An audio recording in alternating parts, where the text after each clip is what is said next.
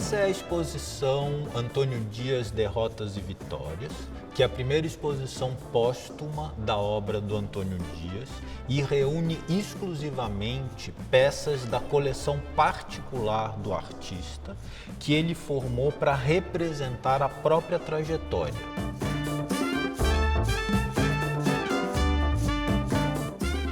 São obras das quais ele nunca se desfez ou que ele comprou durante a vida de terceiros para os quais elas tinham sido vendidas. E se trata, portanto, de uma construção única que o Antônio Dias fez a respeito da sua trajetória. E é uma coleção que permite ao público entender todo o percurso do artista, pontuado por questões-chave que o próprio Antônio Dias entendia que eram norteadoras da sua obra.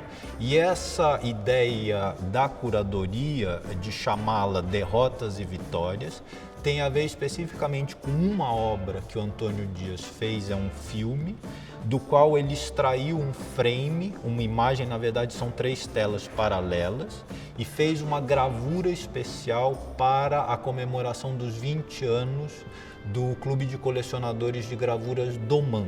Então foi um momento em que o artista esteve muito próximo do museu, por isso a escolha do nome, e também tem a ver com uma característica da trajetória do Antônio Dias, que é sempre tratar de uma incompletude da existência humana.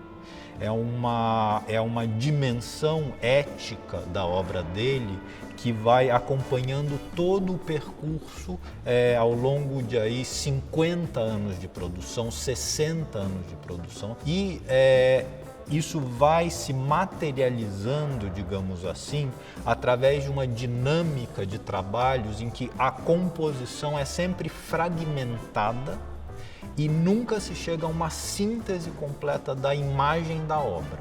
Então essa ideia da incompletude, ela tem também um sentido da forma que ele vai desdobrando ao longo da sua trajetória, né?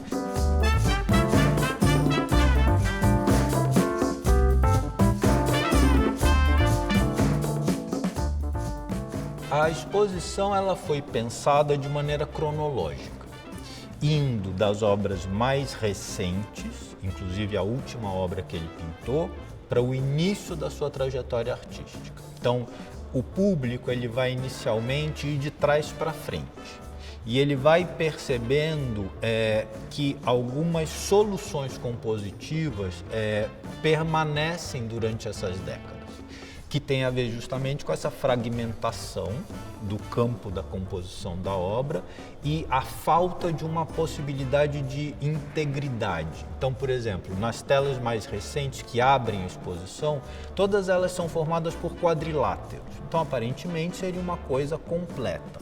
Só que ele faz uma composição de forma que você nunca chegue a uma tela, digamos, uniforme. Esses quadriláteros estão sempre deslocados, falta um pedaço. Isso é a chave para você entrar na exposição, porque à medida que você vai progredindo, você vai percebendo que essa falta, ela se repete. Que aqui a gente expôs obras a partir de 1961, o momento em que ele sai, digamos, de uma primeira educação artística que ele tem com o gravador Guild, no Rio de Janeiro, e começa a fazer a sua primeira produção de abstração informal. A partir daí, eu diria que na virada entre 62 e 63, começa a aparecer essa fragmentação e essa incompletude. A produção do Antônio Dias, feita essencialmente no Rio de Janeiro entre 64 e 66, 67, é uma produção que se insere numa discussão brasileira daquele momento de transcender o quadro de cavalete como forma clássica do objeto de arte, que estava sendo criticada como uma forma que deixava o público numa posição extremamente passiva.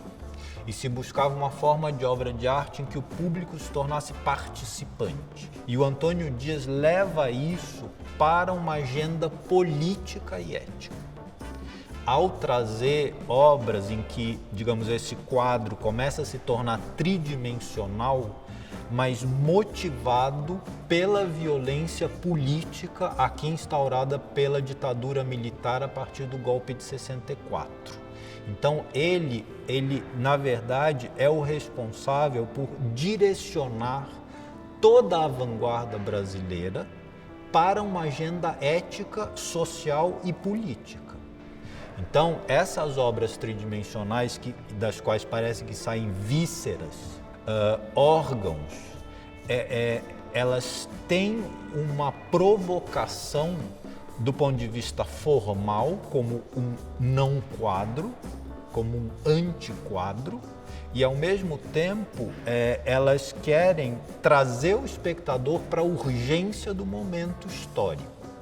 Então são obras-chave para toda a história da arte brasileira posterior aos anos 60.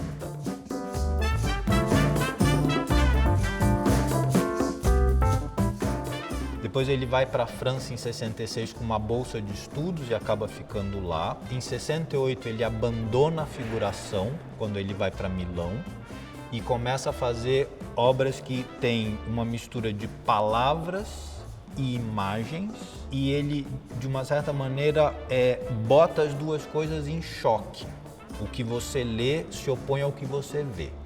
E isso começa com essa obra, Anywhere is My Land, que é uma espécie de uma cartografia do infinito, com essa ideia de que ele está, digamos, em qualquer lugar é a casa dele.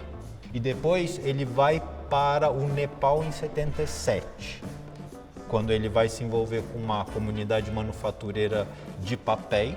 Nessa experiência, vivendo alguns meses nessa comunidade, ele desenvolve uma relação positiva com a matéria da obra de arte, que antes era usada de uma maneira talvez muito cética. Primeiro como um instrumento de choque para causar mobilização política, depois como essa grande desconfiança durante esse período em que ele usa a linguagem, são obras que negam aquilo que está escrito.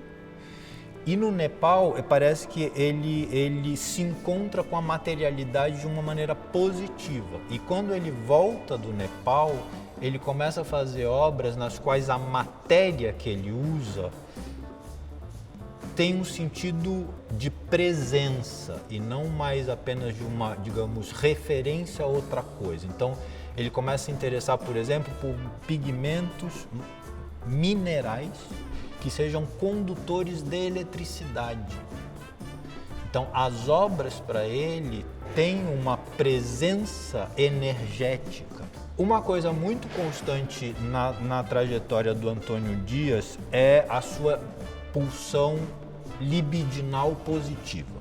Quer dizer, é alguém que é cético em relação à completude da existência. Sempre vai faltar um pedaço na nossa existência, a nossa existência é incompleta, mas apesar disso ele não é um melancólico. Isso é a condição humana. Então, em toda a sua trajetória existe a potência sexual. Isso é presente em toda a trajetória do Antônio Dias. E isso é parte do modo como ele entende a incompletude humana. É um artista que trata da existência humana, é muito universal, né? Ele fala da incompletude da nossa existência e ele fala desse nosso encontro com a vida, apesar de todas as derrotas.